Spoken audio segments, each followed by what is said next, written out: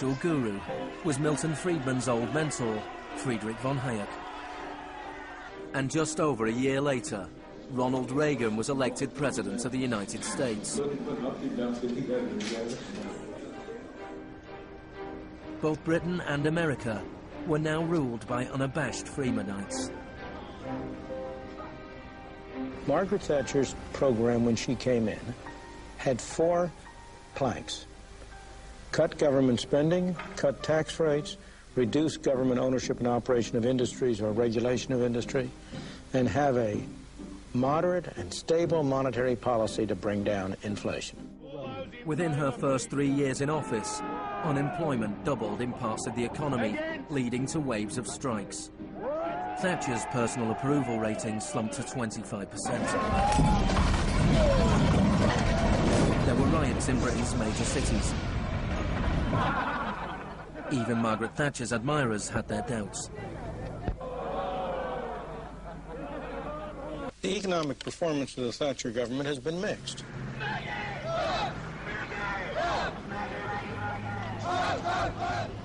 To those waiting with bated breath for that favorite media catchphrase, the U-turn, I have only one thing to say.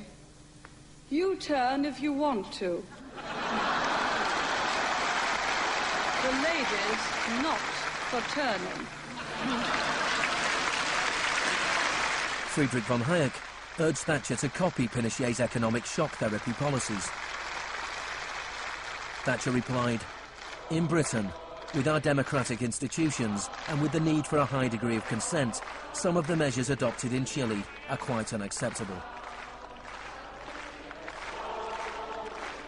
Thatcher's profound unpopularity seemed to be proving once again that free market fundamentalism was simply too unpopular, too directly harmful to too many people to survive in a democratic state where governing requires getting the consent of the governed, unlike a military dictatorship. What pulled Thatcher back from the abyss and ultimately saved the project was a crisis. Indeed, it was the ultimate crisis. It was a war. We are here because for the first time for many years, British sovereign territory has been invaded by a foreign power. The government has now decided that a large task force will sail as soon as all preparations are complete. HMS Invincible will be in the lead. Most people in Britain had never even heard of the Falklands. But when Argentina invaded the small group of islands thousands of miles away in the South Atlantic, Thatcher seized her opportunity to prove her credentials as the Iron Lady. Gentlemen, I've just heard that the white flag is flying over Stanley. The war was over in less than 3 months. As the troops returned to Britain, a wave of patriotic celebrations swept the country. Thatcher won the 1983 elections with a massive majority. She could now push through a form of the economic shock therapy witnessed in Chile.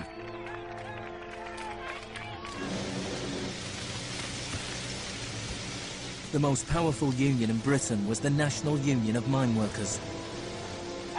When the National Coal Board tried to close pits down, the miners went on strike. Parts of central London are brought to a halt as thousands of miners and sympathizers march through the city in support of the miners' strike. It's Britain's longest and most bitter since 1926, and the most expensive ever. The strike lasted almost a year.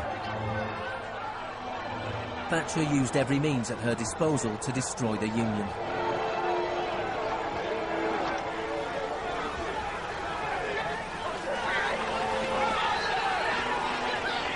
Eventually, the miners were defeated.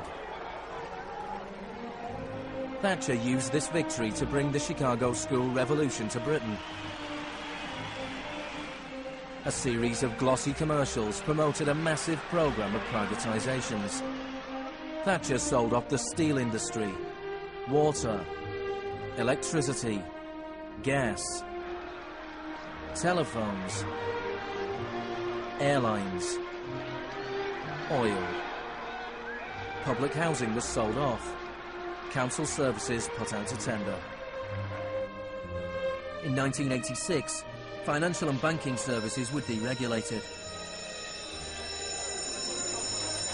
It was called the Big Bang. No one here tonight needs reminding that the Big Bang is only a beginning.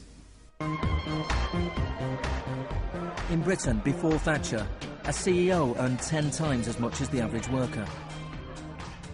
By 2007, they earned more than 100 times as much.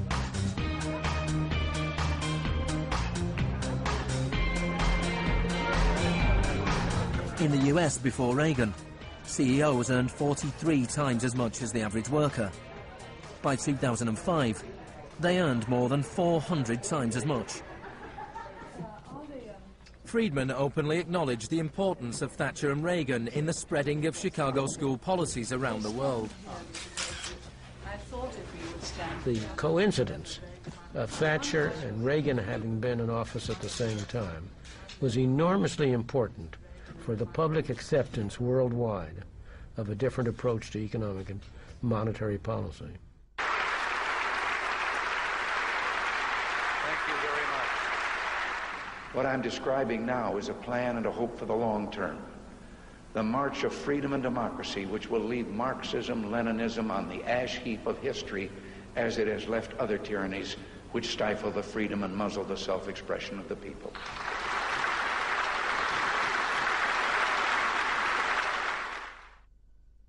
Now, we all know the fairy tale about the fall of communism, that the West under Reagan and Thatcher looked so prosperous to the people of the former communist bloc that they themselves demanded radical free market policies. Now, this really is a fairy tale. It is true that people who had been living under authoritarian communism genuinely wanted democracy. And it's also true that people wanted to be able to go out and buy blue jeans and have Big Macs. That is true.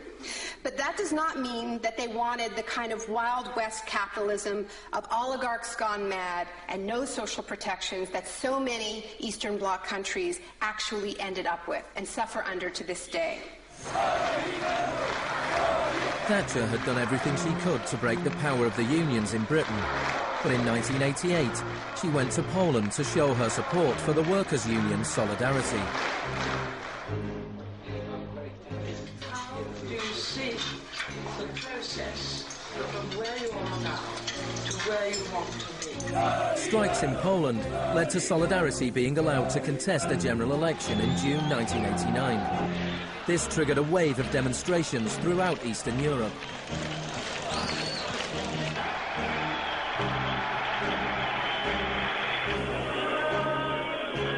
In the past, the Soviet Union had used military force to crush democratic movements. But the Soviet Union had a new type of leader, Mikhail Gorbachev, who was committed to glasnost and perestroika. He talked about a third way, a gradual transition to Scandinavian-style social democracy, something between free market capitalism and communism. Gorbachev charmed the public and politicians of the West. He's a bold, a determined and courageous leader. Gorbachev stood and watched as one by one the old communist regimes collapsed.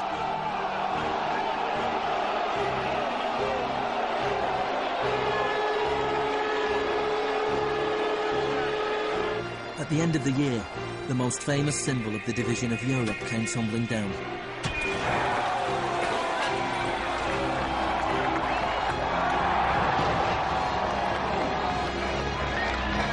For Friedman and the Chicago boys, a whole new world opened up. In the Soviet Union, Gorbachev was hoping to gradually reform the Russian economy. In 1991, Gorbachev was invited to the G7 summit in London. He was hoping for financial support for his gradual economic reforms. Instead, he was told that unless he embraced radical shock therapy, there would be no aid at all. That's not a little close. The next month, there was a coup attempt against him. A group of Communist Party hardliners placed Gorbachev under house arrest in his holiday home in the Crimea. Tanks surrounded the White House, the Russian parliament.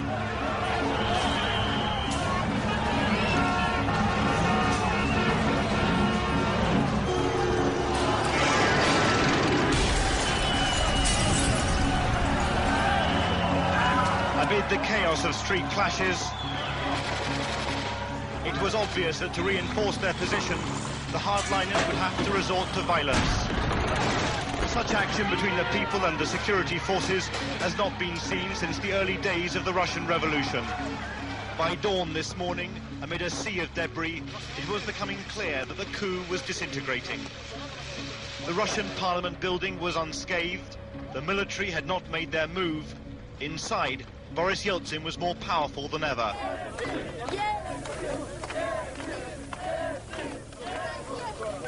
This was Yeltsin's finest hour.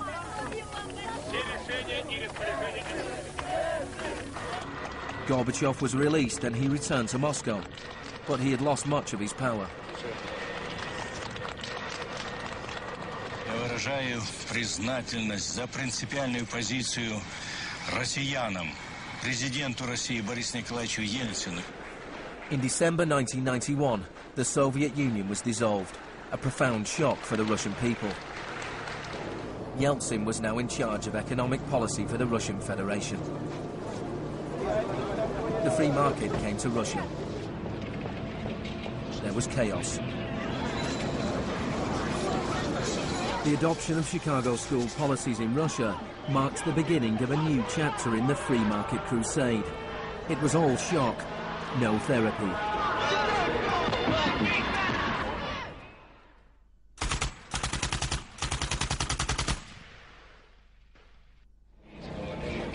Despite the public efforts to promote popular capitalism, the reality was a small handful of businessmen made vast fortunes.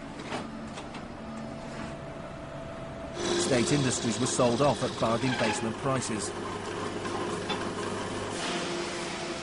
The Russian press dubbed Yeltsin's advisors the Chicago Boys.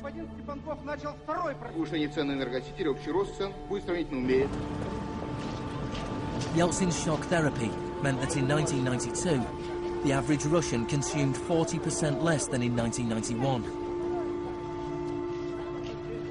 A third of Russians fell below the poverty line, and wages weren't paid for months.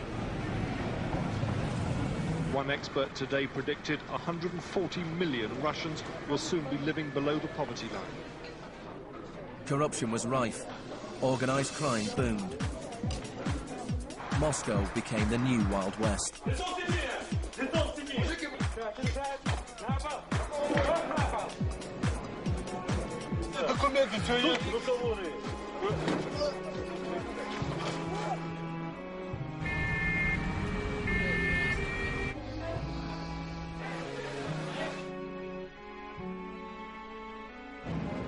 The majority of Russians opposed the Chicago Boys' radical vision for their country. In March 1993, Parliament made a crucial decision. It voted to repeal the special powers it had given to Yeltsin. Yeltsin declared a state of emergency.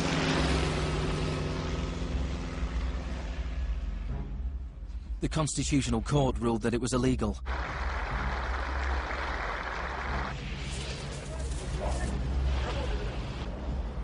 On September 21st, Yeltsin took the Pinochet option and dissolved Parliament. Сегодняшнего дня прерывается осуществление законодательной, распорядительной и контрольной функций съезда народных депутатов. The West threw its weight behind Yeltsin. We feel that Boris Yeltsin is the best hope for democracy in Russia. 2 days later, Parliament voted to impeach Yeltsin by 636 votes to 2.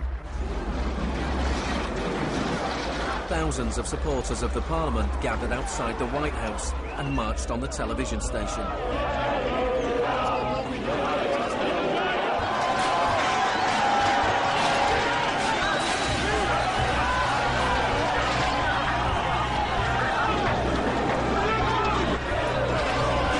It looked like the supporters of Parliament were winning.